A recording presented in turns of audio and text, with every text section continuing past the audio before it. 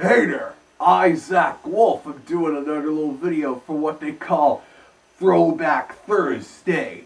And the throwback here being is since I've been doing video production for quite a while now, since like earlier this century when I was much younger, I thought I'd show off something on an older video format and make it that way too, using Digital8.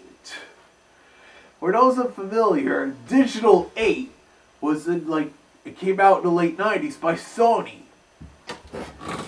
And it used Hi-8 cassettes, which is an older analog video format. The 8 being because the videotape used in these cassettes was 8mm wide, not unlike 8mm or Super 8 film. And this was because it was meant to be like something transitional for people who were still shooting home video on Video8 or Hi-8 camcorders. It could use the same cassettes. It used to be a cheaper alternative to the MiniDV camcorders, which used the much smaller tapes like this. The advantage, it was good up until around the mid-2000s, when MiniDV camcorders like this started to become more affordable. And so eventually after 2005 or 2006, Sony and Hitachi just continued all Digital8 camcorders, like the one I'm using here, a Sony DCR-TRV460. But contrary to popular belief, Digital8 is not an inferior codec to MiniDV. They both use the exact same DV codec. But this camcorder does have some interesting things about it. One neat advantage it kind of has is that this camcorder has built-in LED light source on it, which is handy for low light situations or something. The downside is that it eats up battery juice a lot, so it's only really useful if you're doing short videos or if you're going to do something long and plugged into an AC adapter. Also, the widescreen feature on a lot of those older Sony tape-based digital camcorders wasn't so great. In most cases, they would pretty much just put black bars over the top and bottom of the image, cutting off the top and bottom somewhat, like in the old version of iMovie's letterbox effect, as I demonstrated for you weeks ago. Yeah, if I were to stand up, it would cut off my head, see?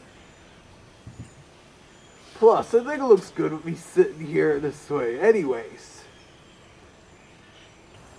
And then many camcorder manufacturers back then had the need to include these weird digital effects in the camcorders.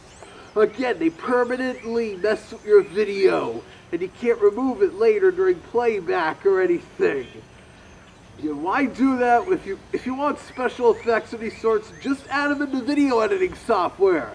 And that's where an advantage of Digital8 came in compared to Video8 and Hi-8. Because Digital8 camcorders use the same DV codec as the more popular MiniDV camcorders did, all you had to do was just hook up the camcorder to your computer using a FireWire cable. Like this one here.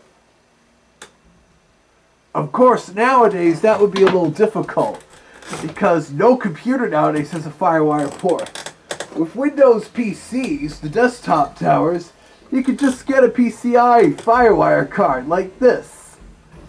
Otherwise, if you use a Mac, a modern one, then you could just get a FireWire to Thunderbolt adapter, simplifying things.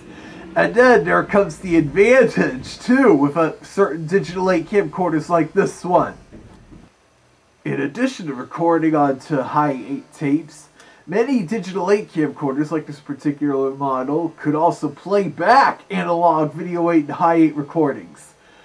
So if you have any of those saved, this would actually be a good way to digitize your old Hi-8 tapes without an outside service or a dedicated converter. All you have to do is just hook up the camcorder to a FireWire port and play back the footage, and then import it into video editing software, almost like DV footage. The only downside, of course, is that the analog 8mm recordings do not have timecode or anything, because it's, well, analog. But this is still a great and easy way to import your old Hi-8 tapes and Video8 tapes into the computer. Especially if you have a library of them, as I used to shoot on Hi-8 tapes before getting a MiniDV camcorder in 2007. And like I said, by the mid-2000s, Digital8 kind of fell out of fashion. Because MiniDV camcorders like this started to get less expensive, along with the tapes.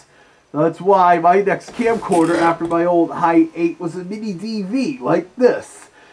And plus, in a way, these Canon MiniDV camcorders are still superior to these old Sony Digital8s with better focus and features and stuff. Several of them would even come with an external microphone jack, which is handy because a lot of these older tape camcorders, sometimes the onboard mic could record a soft whine of the tape mechanism. While with an external mic, you can avoid that. But I don't really use tape-based camcorders anymore. For a long time, it used to be that in the late 2000s and early 2010s, the hard drive or flash memory-based tapeless camcorders, the quality wasn't as good because a lot of camcorder manufacturers felt people didn't care much about quality. The average consumer, that is. Not so today. When I read about how they've gotten much better in quality, that's when I figured the time was right for me to finally get an AVC HD flash memory camcorder, like this Canon Vixia HF-R600, which I shoot pretty much all my vlogs and certain other things on, as the quality is a whole lot better than MiniDV, especially when you shoot everything in nice high definition.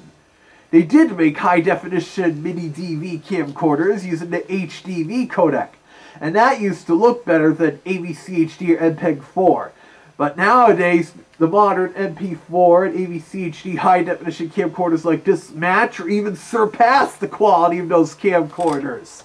And plus, they have the added convenience, too, of like, you can pretty much just drag and drop the files. If it shoots on an SD card like mine, you can just take out the card and put it in an SD card reader, built onto the computer or external, thus simplifying the import process even more, compared to the DV and Digital8 camcorders where you have to import it in real time, stopping and starting, stuff like that.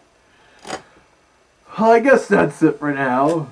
I don't know what I'll do next for a video throwback, but why don't we just wait and see.